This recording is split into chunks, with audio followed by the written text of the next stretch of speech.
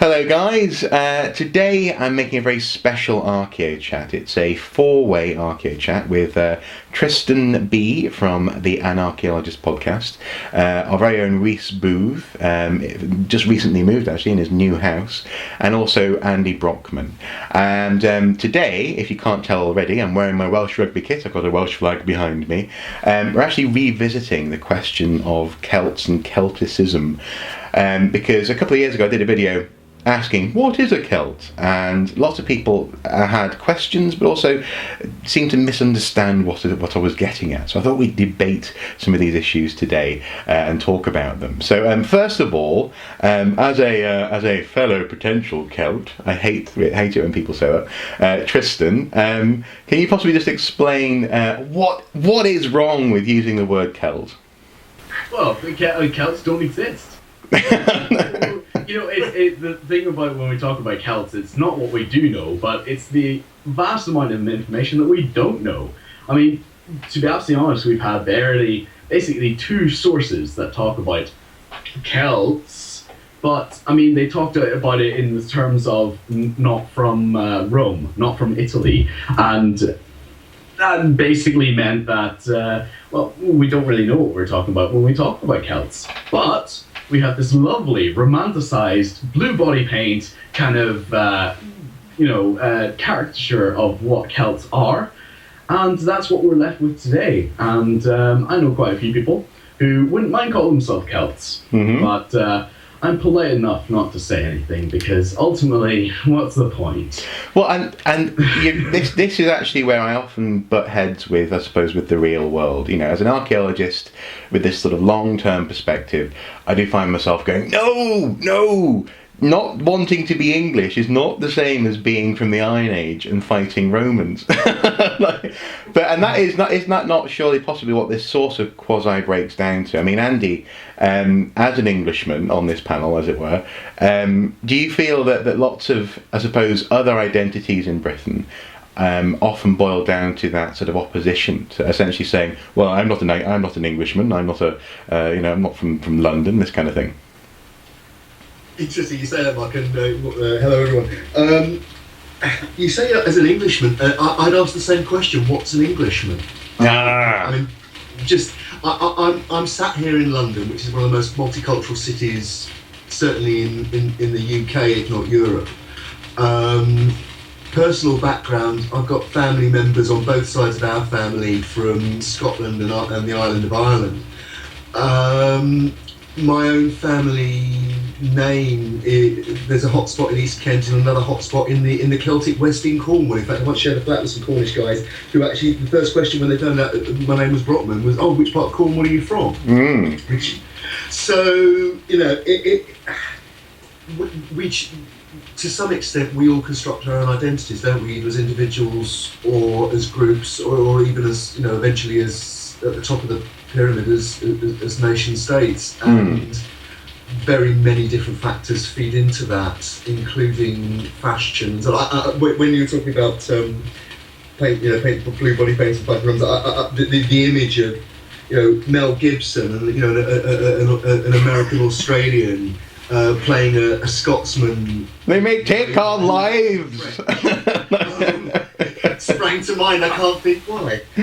No, exactly. And again, I think, and that's the funny thing, is lots of people want, and to a certain extent I think need to buy into that, and even that's an anachronism. That is to say that the warriors at the time weren't using woad, as far as we can tell, to paint their faces blue. Again, it's that kind of romantic idea of Scottishness and in turn Pictishness, and yet, ironically enough, today's Scottish culture, today's Scottish accent, has an awful lot more to do with having been under the rule of Norway in the Middle Ages than it does have to do with being linked with the Picts. Now, I know that's controversial to say, but I'm not trying to dismiss modern Celtic culture. I'm very proud of my modern Celtic culture. But what frustrates me personally is this idea that you can only be one thing, and more to the point, the idea that there are these pure brands, as it were, these strands of genetic lovely jelly that's just come down, and some people have the jelly and other people don't. And for many people out there, for example in America, in Australia, in Europe, Cornwall, what's Cornwall? That's not Celtic. Ireland and Scotland, in fact, frankly, Wales. Many people, I've never once heard an American say, "Hey, I'm 1/8 Welsh." It just doesn't happen. Like, I mean, what do you think? There's a reason for that. Well, what do you think, Rhys? I mean, being a guy from over there, from away from all this. I mean, you often find this need even for just for these nuanced identities to be bizarre. I mean, what do you reckon about all this? Right. Well, I suppose to start off with, to answer Andy's question, what is an Englishman? It's somebody who's shit at sport.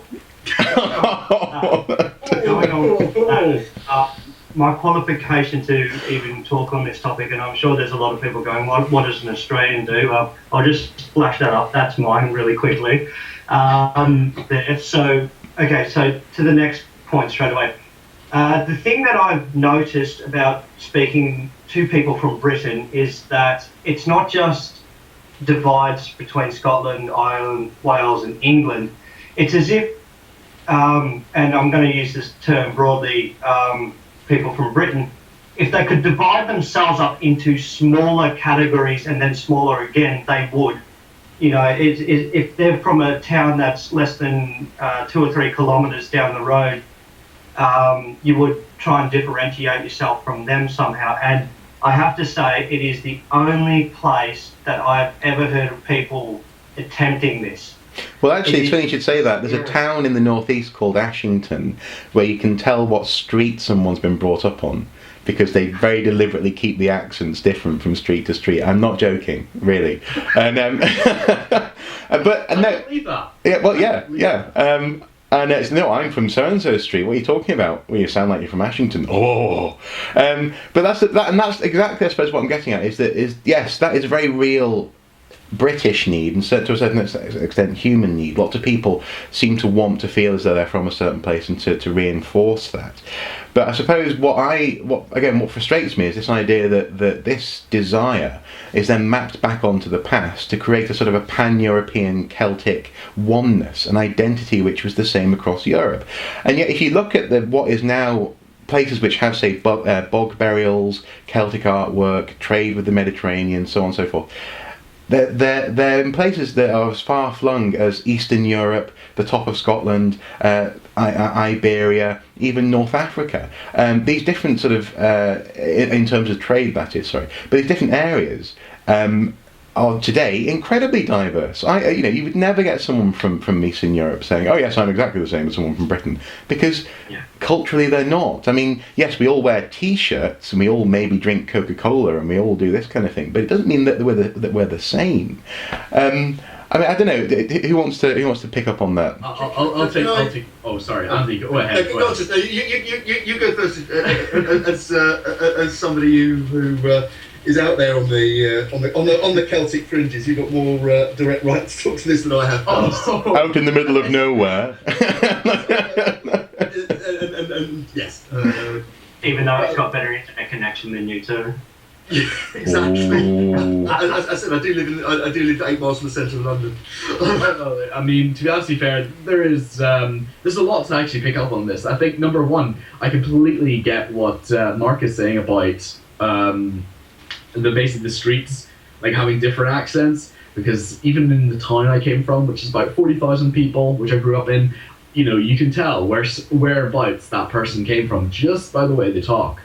And actually, I think the need to self-identify, which we've already talked about, is very strong. And I don't think there's a problem with self-identifying. No. But I think the thing is that in the past there seems to be a lot of gaps. There's a lot of gaps in terms of what we know, and a lot of the time people want to create a narrative. They want to create a story. And the problem is that, well, when we reduce the pieces of the past that we do know down to quite in simple terms, if we say, well, look, we got this kind of stuff from all over Europe, and we're not very specific, then, it's obvious that people are going to draw lines where they aren't there, see ley lines. And, this is what's happened, is that people, A, want to self-identify, B, they want to feel a connection to the past, and ultimately it leads to them saying, well, you know what, I've got Celtic blood. But I think at the end of the day, if people want to say that, go ahead, say it. But the thing is, as long as they know what they're saying is a little bit kind of like maybe not 100% true, then I don't think it's a problem. Viking or Celt if they want to, but as long as they know that may not be 100% right. Yeah, and you can say that, but again, I always find it interesting the way that people always hone in on the cooler places and the cooler times. Kind of like Scandinavians, they never say, "Oh, I'm a peasant farmer." No, I'm a Viking. But nobody says they're Roman. Nobody claims that they're Roman. No, that's true. Yeah, absolutely. No. Okay. Who claims? Oh, I've got Roman heritage. Nobody. Well, I was going to say that's the thing though, as well as that what we see about this pan-Celtic Iron Age culture is that a lot of it's transported from France, modern day France, into Britain, and you don't see any Irish or Scots saying, "Oh, we originally come from France." You can't say that. But it's true. If you follow the archaeology, if you follow the material culture, you do find that a lot of the Celtic material culture does come from the east, travels west. Not, it wasn't always there. That's purely from what I've read. Yeah, and again, that speaks to even sharper than that, I think, Reese. We're talking about giving current national labels to this. Are all Celts in fact Swiss? Given the Lake Villages and Latin and Hallstatt and all those other places that were the type sites of the kind of culture we're talking about. I think the other thing we have to bear in mind is that we create the archaeology and the history for the times we live in. Yeah. And I think we mustn't forget, and it's been pointed out by people like Simon James and various others who've looked at this topic and tried to open up the discussion in the way that we're having this morning, that the modern sense of Celticness actually comes from the Enlightenment. It comes from the 18th century. It comes from the growth of cultural studies, language studies, antiquarianism, and the development of modern nation states, where again there was that sense that people wanted to self-identify, and one of the areas that they looked on were those wonderful, rich cultural histories that are in Fimbulculin and Cuchulainn in the island of Ireland, or the Mabinogi, the Mabinogion in Wales, Tacitus's description of the stand of the Caledonii against the Romans in Scotland, and those then informed the way that the discussion of the identity developed. And actually, it's funny you should say that, Andy. I happen to have a book here by Simon James, my favourite book on the Celts, Exploring the World of the Celt. It's got lots of pictures. I like picture books. But crucially, as with many books on the Celts, it spends its first little portion essentially apologising for using the term Celt as a blanket, as a very useful blanket, but nonetheless as a blanket, and also and then the whole book essentially, the first third of the book essentially tries to explain why it is that we have this understanding of Celts. I don't know. I just find it so interesting the way that's then mapped onto there being people with like a genetic Celticness. I mean, what would a Celtic gene look like? Like a battered haggis? I don't know. I mean, no. It's like a tartan double helix. A tartan double helix. Come on. Nice. But I mean, to be absolutely fair, like the genetics in Europe, genetics in Europe are so mixed up. This was what bothers me about all this bloody talk about immigration. Yeah. I'm like, guys, you're not even 100% British by your own definition. No. Come on, like seriously, you've got so much French in you. You might as well be wearing a white flag. Yeah. Oh. But again, you see, we keep on using national stereotypes as well to describe. This is exactly what we're talking about. Actually, you'd saying the French wear white flags like berets and croissants and things. Actually, a croissant talk. That's something I'd like to see someone wearing. Instead of a gold talk.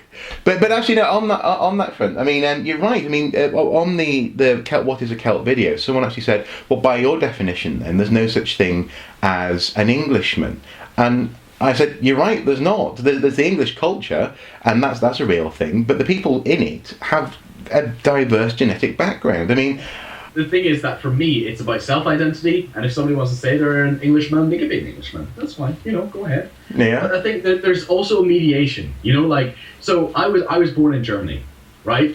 And I went over to Northern Ireland when I was 4 years old, and that means that I had a lot of weird kind of influences on my identity. Like, currently, I'd say, when I'm in Scotland, I kind of say, yeah, I'm Northern Irish and all this, because, most people will be like, no, he's Northern Irish, and that's okay. We've established the link, Mm-hmm. But when I'm back home, people are like, oh, you don't sound very Northern Irish. Where are you from?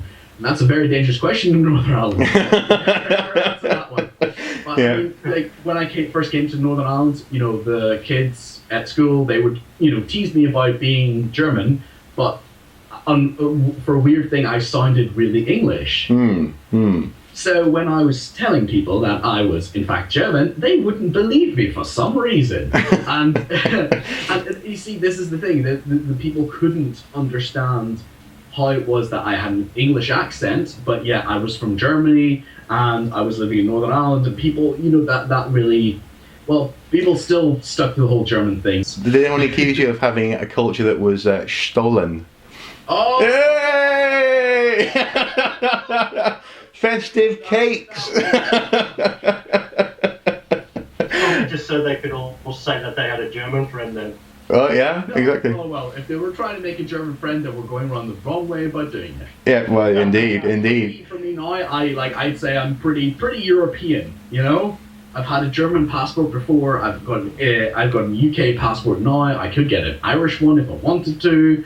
Yada yada yada. Because to me, my identity is on my terms, and that's what I like. And I don't mind switching identities up a bit. Because I'm a bit of everything. But this is the thing. At the end of the day, if identity is self-made, it's your identity is then self-made and then mediated. Because if I said to Mark, if I said, I'm a Welshman, Mark would look at me and go, what the f*** are you? Like, seriously, you think you're Welsh? What? What makes you think that? Because I have to mediate, I have to convince my audience that I am the identity I claim to be. And I think this is with the Celts, it's about basically putting an identity forward and then hoping that nobody has enough knowledge to refute it. Yeah. So I'm Celtic Germanic. Hey, indeed. Well, actually, and is that really where everyone needs to try and meet in the middle? This idea that, and that's actually, to be honest, what I was trying to do with that previous video was to essentially say it's okay to say I am X, Y, or Z. But I would encourage you all to have a nuanced understanding of the fact that it's not that simple. I mean, but I suppose the question is, though, I mean, this morning, actually, Tristan, you shared with me before we started filming a link. There was this guy going, so, all the English, are they German? And did the Germans, go over to England? Is that where they came from? Or are the English actually still Celtic? And that's that. I suppose the problem is that we're never going to escape these questions which are asked using assumptions which are flawed, and in that sense, actually, are we just fighting a losing battle? There's almost no point in talking about these nuances because talking about, I mean, for some people, say, even though Boudica is very famous, for some people still around that part of the world today, they wouldn't dream of calling themselves Celtic. They are English now. Are we it's just like a losing battle? Should we just accept people can say what they want, they can think what they want, the past is always created in the present? Whoa, there's two different things there. Right, Andy, you go first. That is not cool. The past is created created the present and people making these terrible assumptions without nuance. Those are two different things. I'm going to let Andy go first because I have to think about how to make a sensible retort rather than an angry, emotional one. Andy? The one I was going to respond to is particularly that the past is made in the present. I think it's not the past is made in the present, it is a past is made in the present, and the past is made in the present has all sorts of other pasts feeding into it. And I think, if we're going to take the long view as archaeologists, and I think we should, and I think that's what we should share when we're debating these issues with the various audiences that we have. Just take Northwest Europe. We're dealing basically with, apart from more recent groups who've come from other parts of the planet we all share, but we're dealing with a core genetic population which moved into Northwest Europe at the end of the most recent glacial. Mm-hmm. Those are the Celts. To try and tie that population to a particular material culture that begins in Central Europe and Switzerland and Southern Germany in the 800 before Common Era, and we end up just on an ever decreasing circle of definition and caveat. And I think we have to accept in the end that the human story is a wonderful, fabulous, complex continuum of influences and developing material cultures and developing spiritual and academic cultures and so on. And what we have to do is try and take as best we can a knowledge-based, evidence-based overview of those things, and then apply those things to our own lives in a way that is interesting and constructive, and I would argue hopefully not exclusive, so that it sets one group of society against another. And in that sense, actually, I suppose you're right. It's that sort of a post-Gordon Child kind of linking cultures with material sort of idea, in so much as material culture rises and falls. Ways of writing, ways of making pots, ways of building houses, they come and go, but the genes flow through them. So the genes which did, yes, no doubt, undoubtedly have something to do with the culture that we call Latin, which is the artistic style that many people attribute to being the most popular Celtic style. Yeah. They didn't just come out of the ground and start making lovely curly designs. That's come from somewhere else. Anyway, Tristan, are you ready with your retort? Actually, Andy summed it pretty really well, which I really love the fact that Andy and I seem to be on quite a similar wavelength. I mean, it is about, the past is most definitely created in the present, by the present, for the present. And us as archaeologists, we have to always be aware that we make the past in the present for the future. Those three things. Great Scott! Those are the things that are always going to be in our heads. Yeah. Whether it's the fact that our techniques are getting better and better, and therefore our greatest understanding of the past is in the future. So we have to always be ready to play between all of these things, and we have to readily realize that, well, we may not be completely right. But I think there's something here that I want to just briefly touch on, and that's the rising sense of nationalism in Europe. And I think we, as archaeologists, need to start, digging our heels in and say, guys, you're full of it. Yeah. Seriously. And because ultimately, nationalism is the extreme version of what we're talking about here in people saying, I've got Celtic blood. Nationalism is basically saying that there's an authenticity to this person's genetic or, kind of geographical heritage.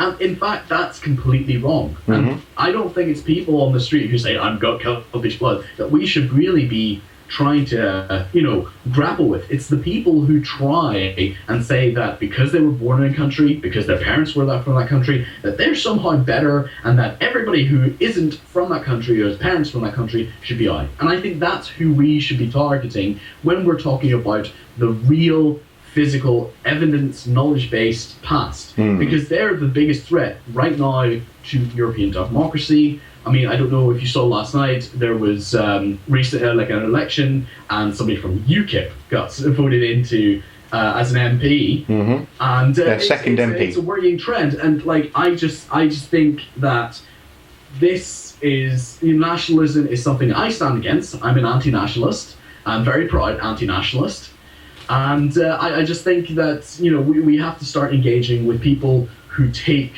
this kind of message of a nation state unified by geography and twisting the message and making it into something hateful. And I think we need to take them on. I don't know what you guys think. Do you guys think I'm a bit strong, or what do you think? Well, actually, I want to hear what Reece says about that, but just in a moment, and just for a second, I just want to acknowledge, I know, now I feel really guilty, I'm sat here in front of a Welsh flag. I think that's to me that's like patriotism as opposed to nationalism. Yes, I don't know. Maybe I've got the words mixed up. Now, well, bringing it back to that point, I suppose, and applying it to what we've been talking about this morning, I suppose I'd like to round up by saying, absolutely. I mean, pluralism is welcome. In fact, on that previous Celt video, pluralism is more than welcome. It's just that question of I suppose, as you've just been pointing on or touching on, some opinions are more nuanced because they take into account more facts and more ideas and more of a willingness to actually question oneself, and I suppose so long as people are willing to just think about the fact that actually the past is complicated and the present is complicated, just as complicated as the present is, then you're more than welcome to say what you want about your identity, so long as you're thinking about it. And that, I guess that's all I was getting at with that What is a Celt video, is it's complicated, and that applies to the Tudors, it applies to the Romans, it applies to the Victorians, it applies to Ashington, all this stuff is complex, and just saying I am X it's just not good enough. It shouldn't be good enough, even for you, for me, for anyone. And I suppose the ideal that we try and hold here at the Archaeo-Soup Towers is that we're happy to encourage mellow discussion, but just try and think about the complexities that we're trying to touch on here, and we're not trying to offend you. We're just trying to talk about this stuff openly and in a way that actually many people don't want to. So I think and actually as we've already touched on in this discussion, I think that's one of the greatest things that archaeology has to offer the modern world, is this petri dish of human history with which to actually question what it is to be a human being. But finally, I'd just like to say thank you so much to you guys for turning up. Do you want to just have a very brief final comment each? I'm just glad I'm not an Englishman. Oh, okay, fair enough, yeah. I'd agree with Tristan. Thank Christ I'm not an Englishman, otherwise I'd lose at all sports. Okay, this isn't the healthy humanist approach we've just been talking about, guys. Okay, finally, Andy. Look, come on, don't enjoy someone else's grief. As given that our family are rugby fans, no. The point I would say, it will go back to just a comment about discussion, actually, and I think, and I'm speaking here as somebody who researches archaeology in political terms and subjects like planning and government interaction and so on with archaeology and heritage.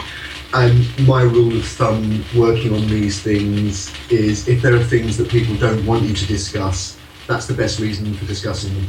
Yeah, okay. Wonderful. Well, thank you so much again, guys, for your time. And as ever, you guys out there, please do comment below, please do discuss below, but do keep it civil. And until next time, as ever, take care. Bye-bye. I was just trying to make sure everything was ready. Arse biscuits. I might have to put that on the end of this video as a. What? Start by some arse biscuits. Right. Okay. Come on. Right. We're here to talk. Be serious. Okay. Right. Okay. Cool.